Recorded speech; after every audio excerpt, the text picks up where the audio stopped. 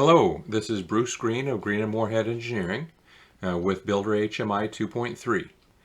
I wanted to introduce the generic non-CNC controls in this video, and we're going to handle design issues in a future video. I'm just going to be showing you functionality and appearance.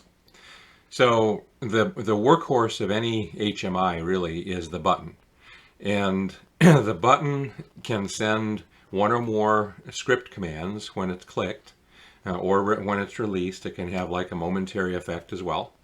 And those commands are documented in a tool called the command list, which again we'll cover in another video. But you have a variety of styles to choose from. Here's the normal button style, and here's the flat button style. You can also add a PNG or a JPEG image as well as the label. So here's a button, here's a button in the flat style. The hyperlink is basically a button. It's just text instead of another look. It's just plain text. The click to edit control allows you, it's very touchscreen friendly because it allows you to enter a number and change that value. So the slider obviously adjusts the value within a range. Text entry, obviously.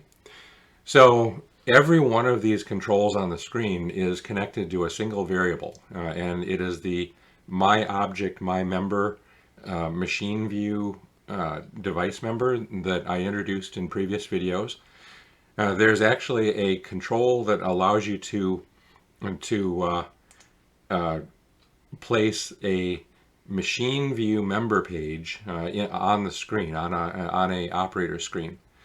So it's called the member page. That allows you to do similar things here. But my object, my member, is the single device member that's connected to all these controls. Just for this demonstration, of course. And up top we have the displays. They don't allow any mouse interaction. They're just displaying the value. Of course, the text display is again the primary workhorse. The progress bar displays the value within a range, similar to the slider. The lamp is very flexible because it actually allows you to define a WPF style for every value of the underlying variable. So you're going to have a style for a value of 0. When the value changes to a 1, for example, then it can change style. So that gives you the flexibility of making this lamp look any way you want based on the value of the data. Of course, a gauge and a strip chart. The list controls are, you're selecting a value from a predefined list. The drop down, very similar.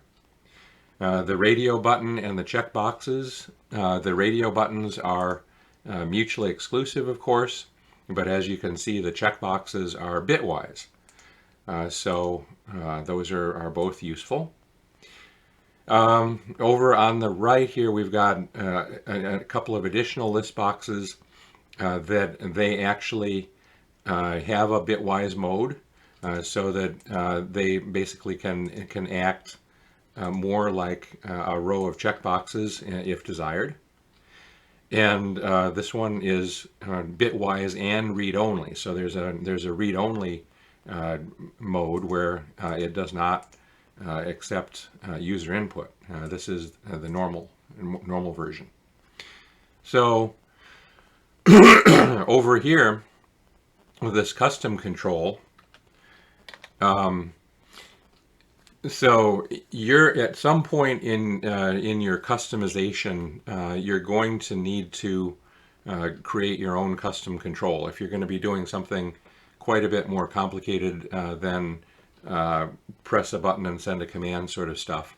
So I include a Visual Studio project called BuilderHMI.examples, and it has the C# for several custom controls that you can add to your own projects.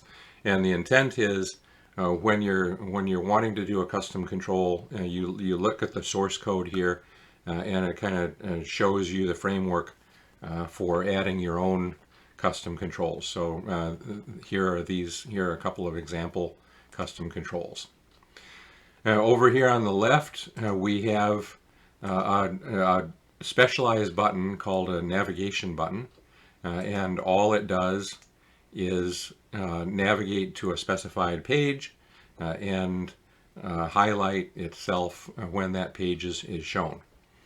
So these are the standard generic controls that are included in BuilderHMI, as opposed to the CNC specific controls that we already introduced.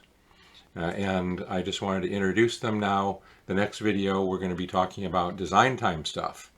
This is Bruce Green, Green and Moorhead Engineering with BuilderHMI 2.3. Thanks for watching.